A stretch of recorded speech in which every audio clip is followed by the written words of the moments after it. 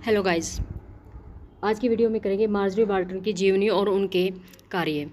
Marjorie Bolton के बारे में हमारे यूजीसी नेट में क्वेश्चन आया हुआ है, तो इसलिए हमें इनके बारे में पढ़ना ज़रूरी हो जाता है। शुरू करते हैं आज की वीडियो।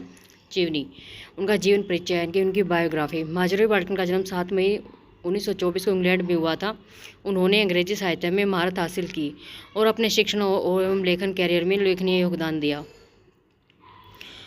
बोल्टन ने ऑक्सफोर्ड विश्वविद्यालय से अपनी शिक्षा प्राप्त की और बाद में अंग्रेजी की प्रोफेसर के रूप में कार्य किया।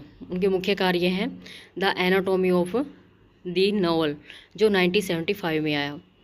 यह किताब उपन्यास की संरचना, शैली, तकनीकों का विस्तृत विश्लेषण करती है।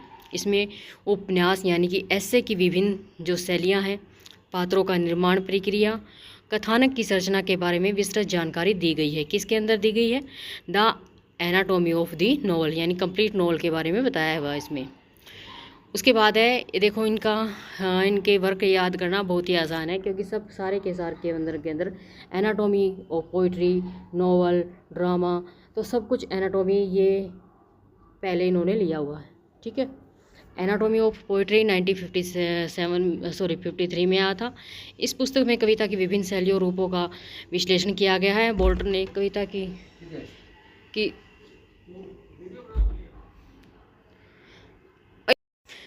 कविता की संरचना, लय, शैली के बारे में गहन अध्ययन प्रस्तुत किया है।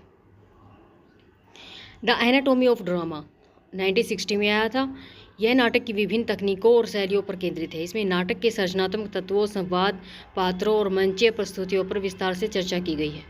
एनाटॉमी ऑफ लैंग्वेज 1968 में आया था। इस पुस्तक में भाषा की विभिन्न संरचनाओं, उनके उपयोग के तरीकों का अध्ययन किया गया है। बोल्टन ने भाषा की उत्पत्ति, विकास, उनके सामाजिक संदर्भों का विश्लेषण किया है। मार्जरी बोल्टन के ये कार्य साहित्यिक अध्ययन और आलोचना में महत्वपूर्ण माने जाते हैं। उनके कार्यों ने साहित्यिक संरचनाओं और तकनीकों की समझ को गहराई प्रदान की है, जिससे साहित्य के छात्रों और शोधकर्ताओं को व्यापक दृष्टिकोण मिला है।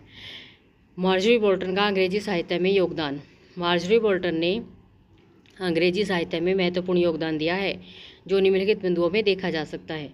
साहित्यिक संरचना का विश्लेषण। बोल्टन ने उपन्यास, कविता, नाटक और भाषा की संरचनाओं पर गहन अध्ययन किया है और एनाटॉमी ऑफ नॉवल, पोइट्री और ड्रामा, इस तरह से करके इनके क्या हैं, वर्क हैं, जो कि आपके लिए लर्न करना भी इजी है।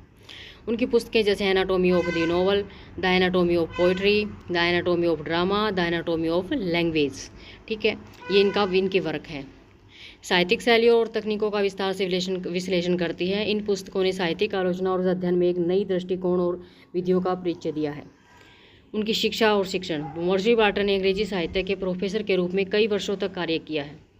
उनके शिक्षण विधियों और साहित्यिक ज्ञान ने छात्रों को साहित्यिक सिद्धांतों और संरचनाओं की गहरी समझ विकसित करने में मदद की है। कविता और नाटक के अध्ययन में योगदान। बोल्टन ने कविता और नाटक की गहरी समझ विकसित की है और अपने अध्ययनों के माध्यम से इन शैलियों की संरचनात्मक और विषयगत विशेषताओं को स्पष्ट किया है। उनकी पुस्तकों ने इन शैलियों के साहित्यिक अध्ययन में महत्वपूर्ण भूमिका निभाई है। भाषा और उनके प्रयोग का विश्लेषण। उनकी पुस्तक द एनाटॉमी ऑफ लैंग्वेज में उन्होंने भाषा की उत्पत्ति, विकास और उनके सामाजिक संदर्भों का विश्लेषण किया है। इसने भाषा, विज्ञान और साहित्य के बीच संबंधों को बेहतर तरीके से समझने में सहायता की है। मार्जरी बोल्टन का कार्य साहित्यिक अध्ययन में एक मील का पत्थर साबित हुआ है। उन्होंने साहित्यिक संरचनाओं, तकनीकों की समझ को गहरा और व्यापक बनाया है, जिससे साहित्य के अध्ययन और आलोचना में एक नई दिशा और दृष्टिकोण मिले हैं। उनके कार्यों ने साहित्यिक शिक्षा और अनुसंधान को समृद्ध किया है। वे साहित्य के क्षेत्र में एक महत्वपूर्ण व्यक्ति के रूप में मानी जाती हैं। ठोस और अमूर्त शैली। मार्जरी बोल्टन की व्याख्या।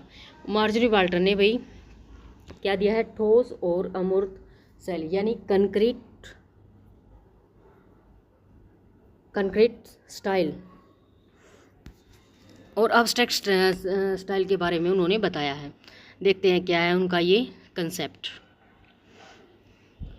ठोस शैली यानी कंक्रीट शैली का मतलब है लेखक अपने विचारों, भावनाओं को सीधे, स्पष्ट और वास्तविक विवरणों के माध्यम से प्रस्तुत करता है। इसमें ऐसा भाषा प्रयोग होता है जो पाठक को दृश्य, आवाज़ या अन्य संवेदी अनुभव प्रदान करता है। ठीक है, यानी जो चीज़ हमें दिखाई दे रही है, जिसकी आवाज़ आ रही है, जो चीज़ हमें अनुभव हो रही है, वो तो है कंक्रीट।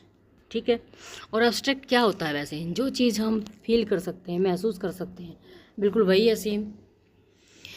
एग्जाम्पल ले लेते हैं। सूरज की गर्म किरणें जली हुई ज़मीन पर चमक रही थी, हवा में धूल उड़ रही थी और खेतों में काम करने वाले किसान अपनी मेहनत से पसीना बहा रहे थे। इस वाक्य में सूरज की देखो इस वाक्य में सूरज की गर्मी, धूल, किसान, मेहनत के विशिष्ट विवरण दिए गए हैं जो पाठक को एक ठोस और दृश्य अनुभव प्रदान करते हैं। अब देखो, सूर्य की गर्मी आपको पता है, फील कर सकते हैं। धूल और किसान की मेहनत, ये सब कुछ आपको दिखाई देते हैं। तो ये ठोस और दृश्य अनुभव है, इनको कंक्रीट बोला गया है। और एब्स्ट्रैक्ट स्टाइल क्या था उनका? अमूर्त शैली में लेखक अपने विचार, अमूर्त का जो हम चीज़ फील कर सकते हैं। जैसे हम कहते हैं कि वह ईमानदार आदमी है, क्या आप उसकी ईमानदारी को चेक करके देख सकते हैं, जज करके देख सकते हैं? सॉरी, मतलब जज कर सकते हैं, लेकिन क्या आप उसकी ईमानदारी को छू सकते हैं? नहीं छू सकते। आप उसकी ईमानदारी को ये देख सकते हो कि उसके अंदर की ईमानदारी कितने % है? नहीं देख सकते। तो ये चीज़ें किस में आ जाती हैं? एब्स्ट्रैक्ट में आ जाती हैं। लेखक अपने विचारों, भावनाओं को अधिक सांकेतिक, विचारशील और अक्षर स्पष्ट तरीकों से प्रस्तुत करता है। इसमें विचार और भावनाएं सामान्यतः प्रतीकों और धुंधले विवरणों के माध्यम से व्यक्त की जाती हैं। उदाहरण: जीवन एक अनंत महासागर की तरह है जिसमें हम लहरों की तरह बहते रहते हैं। समय के साथ हमारा अस्तित्व एक धुंधली परछाई में बदल जाता है जो कभी स्थिर नहीं होती। इस वाक्य में जीवन और अस्तित्व को समुद्र की परछाई के प्रतीकों के माध्यम से व्यक्त किया गया है, जिससे यह एक अमूर्त और विचारशील चित्र प्रस्तुत करता है। अब देखो, क्या जीवन क्या है? क्या जीवन को आप माप सकते हो? ठीक है, तो जीवन, अस्तित्व, ये सारी चीज़ें क्या है? एब्स्ट्रैक्ट है। मार्जी बर्टन की जो व्याख्या है, उन्होंने ठोस और अमूर्त शैलियों के बीच अंतर को स्पष्ट किया और दोनों शैलियों के उपयोग के महत्व को समझाया है। ठोस शैली पाठक को सीधे और स्पष्ट रूप से वास्तविकता का अनुभव कराती है, यानी कि ठोस और सीधे और स्पष्ट रूप से जो चीज़ हमें दिखाई दे रही है, जिसको हम फील कर सकते हैं, वो क्या है? कंक्रीट है। और जिस चीज़ को हम अपनी इंद्रियों से महसूस कर सकते हैं, फील कर सकते हैं, वो चीज़ हमारी क्या है? कंक्रीट है, एब्स्ट्रैक्ट है। अब देखो, दोनों शैलियाँ साहित्यिक तकनीकों के विविध पहलुओं को उजागर करती हैं और लेखक के विचारों को विभिन्न तरीकों से प्रस्तुत करती हैं। वही ये था मार्जरी का कैरेक्टर स्केच। और अगर आपको मेरी वीडियो पसंद आ रही है, please like, share and subscribe my channel.